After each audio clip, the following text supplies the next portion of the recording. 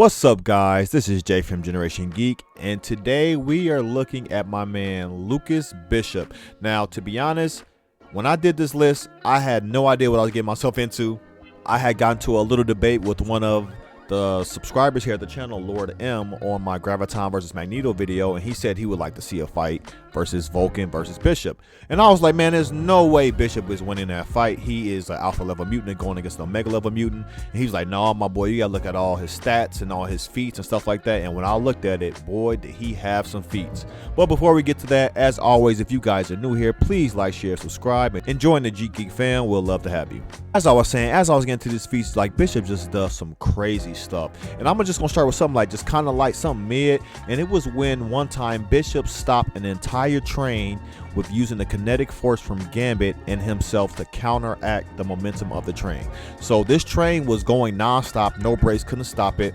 So in order to stop it, Gambit overloaded the train with kinetic energy, and Bishop was just absorbing all of Gambit's kinetic energy, absorbing all of it in order to counteract the force from the train and literally stopped a train by himself. Like he was freaking Superman. Like he was able to use the kinetic energy to stop a train. And that's just how we getting started.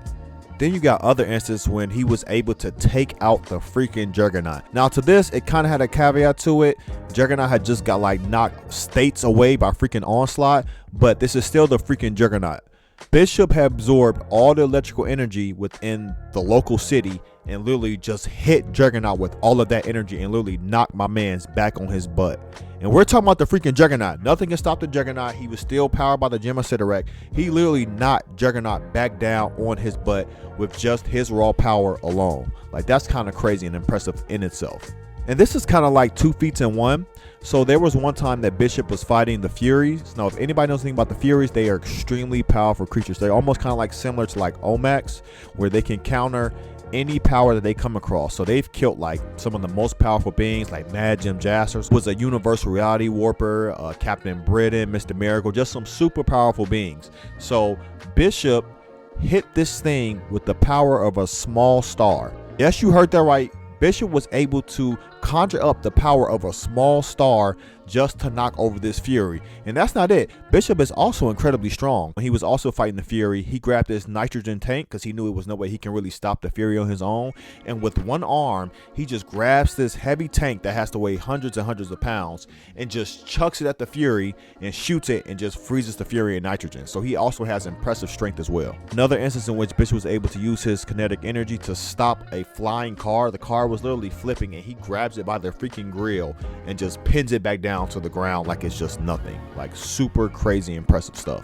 He was also able to lift this mech off a storm. I mean, it was a huge mech. It's a freaking mech, and it was laying off a storm. He's like, hold on, Storm, I got you. I get this mess off your legs, and just literally chucks it up with one hand.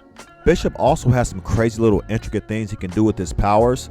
So for instance, what I found out about Bishop is able to take in any energy, whether it's kinetic, electrical, whatever, and able to turn it into whatever form of energy that he chooses. So he was able to take kinetic energy from him falling out of a building.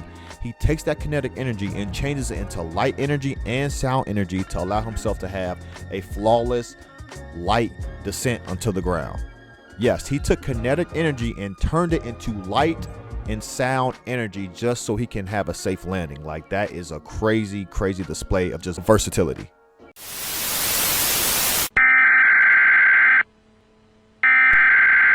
We interrupt our program to bring you this important message. What's up, guys? This is Jay. As you guys know, we love making content for you guys, but as we're starting to notice, many of you are watching, but many of you are not subbing. So why not join the Geek fam? Come rock with us. Just hit that sub button, hit the bell. We'll love to have you. Y'all be blessed. Peace. He's even able to control things like microwaves in the air. This guy had a gun, and Bishop really just lit up the gun, just heated it up, and it literally burnt the man's hand. He was able to use the microwaves within the area, because microwaves are all around us, and heat up the gun in the guy's hand like it was freaking heat vision. Then there's instances of him being able to even take kinetic energy from snow. He told the story of his sister when they was walking in the snow and they were being attacked, and he was able to take all the snow, the kinetic energy from the snowdrops, and he literally let it hit his body. And as he hit his body, slowly over time, he was just absorbing thousands and thousands of little snowflakes until it gave him enough kinetic energy to defend himself. So this man is even able to get kinetic energy from freaking snow. Just snow, light snow. There is kinetic energy in snow. But above all else, the most dangerous and powerful thing about Bishop is his tactical mind. With Bishop being from the future, he knows the weaknesses of every single X-Men and mutant. So he knows every way to defeat them. I'm talking Omega level mutants. I'm talking Cable, Storm, Iceman, Jean Grey, Magneto, all of them. Bishop has a way to take them all down if he needs to. He knows all of their strengths and all of their weaknesses. Even Wolverine, the immortal Wolverine's able to take down Wolverine. So he's just a strategic and dangerous tactician. You do not want to cross Bishop. And to show you the extent that Bishop is willing to go, he was hunting down Cable because he was trying to get the Hope, because he thought Hope would be the mutant that would bring the future that he came from, in which all the mutants were, cast in camps and stuff like that. So in order to do that, he decided to commit a freaking genocide to stop a mutant-cide. Don't ask me why that should not make sense, but to him it did. This man literally nuked and poisoned the world around Cable just to contain him so he can get closer to him. Literally, this man poisoned all of the whales in Europe.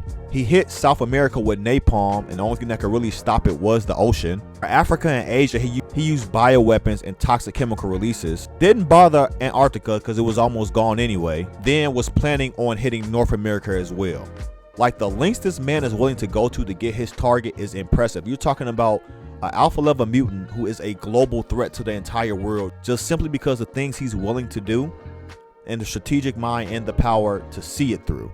Like, Bishop is no joke. And that's my list. Did you guys know that Bishop was this powerful? I for sure did not. Respect to my man's Bishop. We definitely will be seeing him in a versus battle soon. And who would you guys like to see in the most powerful list? Leave it in the comments below. And as always, I have been Jay from Generation Geek. Y'all be blessed and peace.